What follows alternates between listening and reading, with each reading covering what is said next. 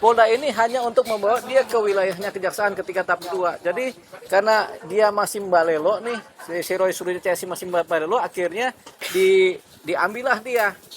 Jadi dia memang ditahan sementara. Karena tujuan ditanya itu untuk dibawa ke kejaksaan. Karena berkemungkinan dia mbalelo ini kan, nggak datang ke penyidik untuk dibawakan tahap 2. Begitu sebenarnya. Ini tetap proses hukum biasa yang berjalan. Tidak ada yang dikurang-kurangi atau tidak ada yang dilebihkan. Tidak ada intervensi di kejaksaan, tidak ada. Gitu.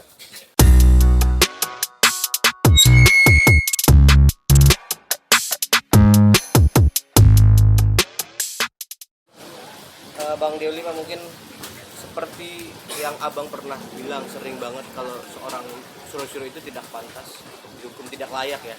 Nah akhirnya benar juga tuh Bang. Tidak layak untuk apa nih? Ditahan. Oh, ditahan? Ya. Ya. Akhirnya Ya. benar-benar ditangguhkan. Nah itu Ya. memang seharusnya seperti itu Bang ya, menurut abang. Jadi begini, kita kan kalau melihat perkara itu kan kita lihat dari pasal-pasalnya. Dikenakan pasal apakah ancamannya kan, begitu. Dugaan tindak pidananya seperti apa. Nah, dalam kasus Roy Suryo CS ini kan kasusnya pencemaran nama baik. Nah, pada umumnya kasus pencemaran nama baik itu tidak ditahan, begitu. Walaupun ada yang ancaman hukumannya sampai di atas 4 tahun. Tapi memang pada umumnya tidak ditahan. Kita bercermin dari banyaknya kasus pencemaran nama baik. Misalnya kasusnya Rasman Nasution dengan Hotton Paris, pencemaran nama baik. Kan Rasman ketika sidang pun tidak ditahan. Iklim Hakim tidak ditahan, pencemaran nama baik. Siapa lagi? Pak Rocky Gerung itu juga kan tidak ditahan. Siapa lagi? Nah, ada banyak kasus mengenai pencemaran nama baik yang memang tidak dilakukan penahanan oleh pihak kejaksaan. Begitu. Karena memang pakemnya itu memang tidak ditahan, begitu. Jadi kita menggunakan presiden sudah ada, memang jarang sekali kasus pencemaran nama baik ditahan, kecuali si pelaku pencemaran nama baik melakukan pencemaran secara berulang-ulang, begitu. Sampai kemudian dia sudah mau di tahap 2 pun, sudah mau disidang pun masih mencemarkan juga. Nah, ini kita lihat di gejalanya. Apakah kasusnya Roy Suryo CS ini melakukan hal tindak pidana yang berulang? Nah, kita sudah analisa beberapa waktu kemarin, memang tidak lagi dia mencemarkan nama baik Pak Jokowi ya, si Roy Suryo ini kan. Dia dengan yang tersangka lainnya. Yang ada mereka hanya berantem dengan pihak timnya Pak Jokowi. Pengacara-pengacara atau tim yang berada di pihak Pak Jokowi, dia berantem dengan mereka aja. Itu yang pertama. Yang kedua, Roy Suryo CS juga hanya ribut mengenai persoalan prosedur hukum jalannya penyidikan. Proses penyidikan dia ribut di situ aja, sehingga kemudian bisa dilihat dia di akhir-akhir ini sudah tidak lagi mengulangi perbuatannya, sehingga syarat untuk dia ditahan itu tidak mengulangi perbuatannya itu terpenuhi sebenarnya. Makanya bercermin dari dua keadaan, tidak mengulangi perbuatannya, dan yang kedua memang posisinya ini tidak karena tidak mengulangi perbuatannya, itu yang pertama. Kemudian memang kasus-kasus pencemaran nama baik memang tidak ditahan, itu aja begitu. Oke, seperti Rocky Gerung, Rasman, Iya. itu ada ditahan ya Bang. Tapi kalau menurut abang nih, mengingat kegaduhan yang sudah dibikin, kan juga banyak para aktivis itu bilang memang ya di atas 5 tahun itu patokan mereka Bang. Betul. Ya, jadi kita bilang kan, walaupun di atas 5 tahun, tapi karena ini kasus pencemaran nama baik, pada umumnya tidak ditahan. Itulah menjadi posisi pihak kejaksaan memang tidak melakukan penahanan. Jadi ketika di Polda, sebenarnya di Polda juga nggak ditahan ya. Polda ini hanya untuk membawa dia ke wilayahnya kejaksaan ketika tahap 2. Jadi karena dia masih mbalelo nih, si Roy Suryo CS masih mbalelo, akhirnya diambillah dia supaya dihadapkan tuh ada ke kejaksaan, makanya dia ditahan untuk sementara gitu. Tinggal di kejaksaan bagaimana. Kejaksaan rasanya juga tidak akan menahan. Jadi kasus ini berjalan riuh, tapi kemudian si pelakunya memang tidak dalam posisi ditahan. Bang, berarti penangkapan itu apa Bang landasan dari pihak penyidik untuk menangkap, membawa ke sini? Orang-orang mengira itu ditahan Bang. Ya, begini. Jadi bukan. gini. Jadi dia memang ditahan sementara. Karena tujuan ditanya itu untuk dibawa ke kejaksaan. Karena berkemungkinan dia mbalelo ini kan, nggak datang ke penyidik untuk dibawakan tahap 2 begitu. Makanya dia diambil aja baru Seninnya ditaruh ke wilayah kejaksaan. Nah, jaksa ini yang sebenarnya punya tanggung jawab karena sudah ketika P21 masuk tahap 2, wilayah kekuasaannya udah bukan wilayah penyidik, tapi wilayah kekuasaan wilayah kejaksaan begitu. Oh, berarti kemarin itu syarat untuk pelimpahan tahap 2 dibawa ke sini gitu. Iya. Orang-orang bilang itu ditangkap itu syarat pelimpahan tahap 2, betul nggak Bang? Iya, memang untuk tahap 2 biasanya orang tuh diambil dulu, kemudian ditaruh diserahkan kepada jaksa kecuali orangnya sukarela untuk kemudian dibawa ke dari polisian. Ayo kita bareng-bareng sukarela tersangka ini dibawa ke wilayah kejaksaan untuk dihadapkan tahap 2 kepada jaksa peneliti kan. Nah, cuman karena khawatir dia ini membarelo, ya sudah tangkap dulu, ditahan dulu, dibawa ke kejaksaan untuk tahap 2 gitu. Setelah tahap 2 itu udah wilayah kewenangan dari jaksa. Ketika kewenangan jaksa menentukan apakah ini masuk potensi untuk ditahan apa tidak, dan jaksa memutuskan memang tidak ditahan begitu. Tapi di kepolisian sepanjang penyidikan kan tidak ditahan sampai pada titik mendekati ini ya sudah ditahan sementara lah begitu. Jadi sebenarnya ini tetap proses hukum biasa yang berjalan, tidak ada yang dikurang-kurangi atau tidak ada yang dilebihkan, tidak ada intervensi di kejaksaan, tidak ada begitu. Berarti dalam arti ya Bang, dikabulkannya penanganan Rosyuro ini bukan karena intervensi sekali lagi ya Bang, karena memang sesuai dengan prosedur hukum. Iya, prosedur hukum memang begitu. Jadi contoh-contoh yang kita sebutkan tadi, presiden-presiden tadi, di mana banyak kasus pencemaran nama baik itu tidak ditahan, memang berjalan. Begitu. Termasuk juga kasus Suryo CS juga. Jadi kita tidak juga harus melihat kasus Suryo ini sebenarnya kasus khusus yang memang harus atensi untuk ditahan, tidak. Tapi memang sama dengan kebanyakan kasus, memang tidak ada penahanan. Begitu. Siapa lagi yang kasus pencemaran nama baik yang tidak ditahan, kan banyak itu kan. Begitu. Kenapa ada bahasa kalau Roy nggak boleh mengulangi perbuatannya lagi? Setelah ada berita ini ditangguhkan, nggak boleh mengulangi lah ujaran-ujaran seperti itu. Ya. Itu maksudnya apa tuh? Memang Roy Ada bahasa. ada permintaan atau dari pihak kejaksaan. iya memang. Jadi gini, ada komitmen. Kau ya jangan mengulangi perbuatannya. Nggak cuma Roy Suryo, Dr. Tifa dan yang lainnya jangan mengulangi perbuatannya. Kalau sekali lagi kau mengulangi perbuatannya melakukan tindak pidana yang sama, kami tahan. Begitu. Itu pasti udah ada begitu komitmen seperti itu. Oke, tapi Bang kan bilang begini, tidak boleh mengulangi perbuatan yang sama. Berarti kayak gini, kalau dibilang kan kalau dia tuh selalu keluar. Tapi kan tadi Abang menjelaskan bahwa objek yang dituju itu nggak kena, jadi nggak ada masalah. Iya, nggak ada masalah. Kan keluar dia kan cuma masalah pertama adalah proses penyidikan.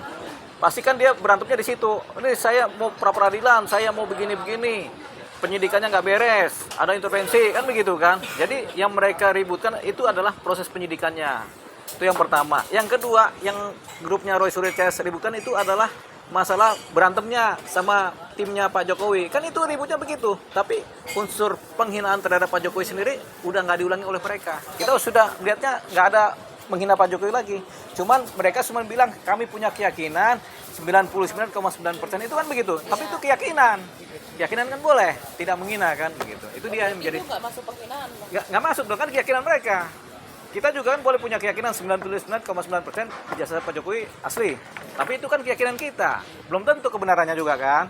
Soalnya kan kita nggak pernah lihat langsung. Sama kayak Roy Suryo, dia yakin palsu, tapi kan dia nggak pernah lihat langsung. Itu keyakinan dia. Ini adalah negasi dari suatu ijazah yang asli, mereka bilang palsu. Tapi ini masih potensi keyakinan, begitu. Memang secara tidak langsung dianggap menghina, tapi secara langsung tidak masuk unsur itu penghinanya. Terkait ada info kan praktik dia kan membahas tentang penggeledahan cara tangkapnya itu akan ada efeknya buat Rosyuro sendiri.